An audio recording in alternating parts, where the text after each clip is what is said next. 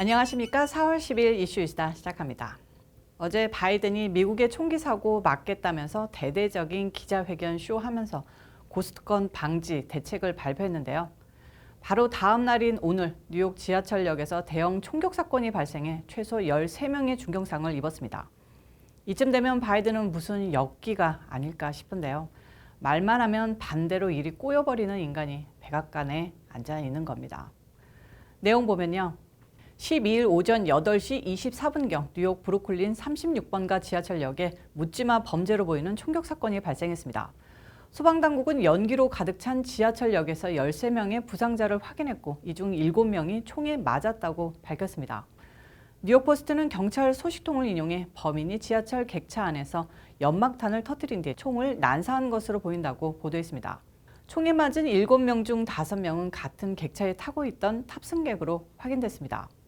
목격자들의 증언을 종합하면 범인은 가스 마스크를 썼고 공사 현장에서 사용하는 주황색 안전조끼를 착용한 것으로 나타났습니다. 일부 목격자는 범인이 신장 5피트 5인치, 그러니까 160cm 중반의 남성이라고 증언했습니다. 소셜미디어에는 사건 현장을 촬영한 동영상이 게시됐는데요. 사건 발생 후 객차 문이 열리자 겁에 질린 승객들이 일제히 플랫폼으로 뛰쳐나오고 한 승객은 다리를 다쳤는지 나오자마자 바닥에 주저앉고 맙니다.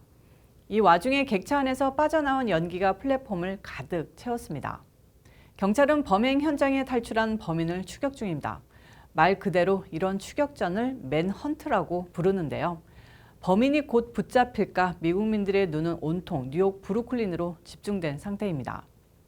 한편 경찰과 소방당국은 사고가 발생한 브루클린 36번가 역에서 기폭장치가 부착된 물체를 추가로 발견했다고 밝혔습니다. 이런 걸 보면 범인은 단지 총기 난사가 아니라 폭발물로 대형 테러를 노렸다고도 볼 수 있는데요. 일단 키챈드 시웰 뉴욕 경찰국장은 총격이 테러 사건으로 보이지는 않는다고 밝혔습니다. 과연 범인의 정체가 무엇일지 한국도 그렇지만 뉴욕이나 미국 경찰도 시민들의 마스크 착용으로 각종 범인 검거에 어려움을 겪고 있습니다. 범인이 사건을 일으킨 현장이 세 개의 노선이 겹치는 환승역이라는 점과 온갖 이민자들과 불황자들로 가득 찬 브루클린이라는 특성상 잡히지 않고 연기처럼 사라질 가능성이 큰데요. 뉴욕 경찰의 건투를 빕니다. 처음 시작하면서 바이든이 어제 발표한 고스트건 규제 대책에 대해 짧게 말씀드리겠습니다. 고스트건, 그러니까 유령총이 뭐냐면 온라인에서 부품을 따로따로 구입해서 조립된 총을 말하는 건데요. 이게 애들 장난이 아닌 게 등록된 총기, 총포상에서 파는 총을 사서 범죄에 사용하면 10중 8구 추적되는데요. 고스트건으로 사람을 죽이거나 쏘면 사실상 총기 조사로 용의자 추적이 불가능합니다. 그래서 논란이 많았는데 이에 대해 바이든이 규제 방안을 발표한 거죠. 뉴욕 브롱스에서 지난 금요일에 고등학생이 숨진 사건과 12명이 죽고 다친 아이오와주 나이트클럽 총기 난사 사건, 6명의 목숨을 앗아간 캘리포니아 세크라멘토 총기 사건에서 모두 고스트건이 사용됐는데요. 고스트건의 범죄 사용 건수는 5년 전에 비해 10배 늘었답니다. 고스트건은 3D 프린트로도 제작이 가능한데 바이든은 법무부로 하여금 일련 번호 없이 총기 부품을 제조하는 걸 불법으로 규정하겠다고 발표했습니다. 그게 어젠데 바로 하루 뒤에 이런 사건이 터진 겁니다. 하지만 총기 규제가 다가 아니겠죠. 범죄를 저지르는 범인들을 대충 풀어주고 생명 소중하다고 살살 다루기만 해대는 좌파 검사들이 들끓는 한 미국의 범죄는 사라지지 않을 겁니다. 다음 소식도 뉴욕 이야기입니다. 최악의 뉴욕 주지사 앤드루 쿠오모가 성추모 의혹으로 잘리듯 사임하고 뉴욕주의 2인자가 된 사람이 브라이언 벤자민 부지사입니다. 이 사람도 민주당이고 더럽기는 마찬가지였나 봅니다. 12일 오전 불법 선거자금 혐의로 쇠고랑을 결국 찼습니다. 정말 어처구니가 없는 부패의 온상이 뉴욕 아닌가 싶은데요. 배트맨이라도 현실에 나타나서 저런 것들 싹 다 때려잡아야 하는데 말입니다. 주요 언론들은 12일 45세의 브라이언 벤자민 뉴욕주 부지사가 이날 오전 체포됐다고 보도했습니다. 벤자민 부지사는 취임 전인 뉴욕주 상원의원 시절 뉴욕 할렘의 부동산 개발업자에게 연방자금을 지원해주는 대가로 불법 선거자금을 받은 혐의를 받고 있는데요.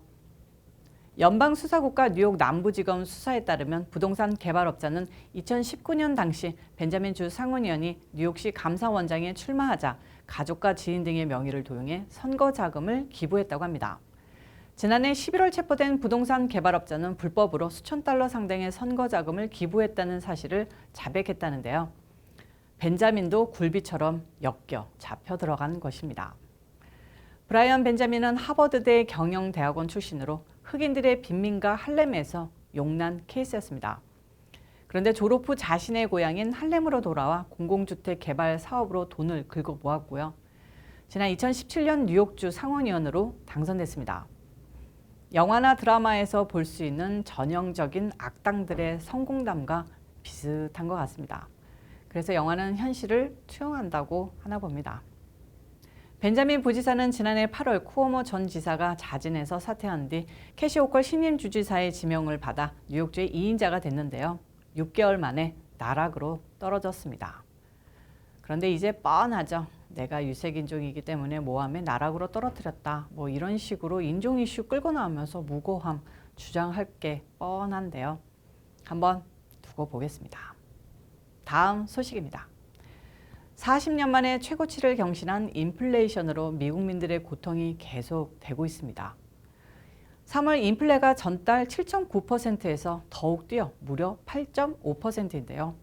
말 그대로 살인적인 인플레입니다. 좌파들은 이제 정점을 찍고 인플레가 내려올 거라고 하는데 인플레가 무슨 코땡땡입니까? 그네들의 말장난은 정말 신물이 납니다. 미국 내에서 지금 휘발유, 식료품, 주거비 등등 급등 안 한 것들이 없는데요. 미국민들은 소비를 줄이거나 저가 제품을 대체하는 추세가 크게 늘면서 식료품점들은 일부 제품에서 저가 품목들을 다양화하고 있습니다. 아직까진 제가 보기에는 뭘 크게 저가 제품을 늘리고 있다는 건지는 잘은 모르겠지만 아무튼 장보기가 정말 겁이 납니다. 그리고 자동차 없이 살 수 없는 나라, 미국에서 휘발유값 상승은 더욱 옴짝달싹 못하게 하고 있습니다. 이런 가운데 바이든 유가 잡겠다고 비상대책을 내놓았죠. 지지율은 곤두박질 치고 있고 민심을 좀 달래보겠다고 내놓은 대책이 고에탄올 휘발유 판매를 한시적으로 허용하겠다는 겁니다.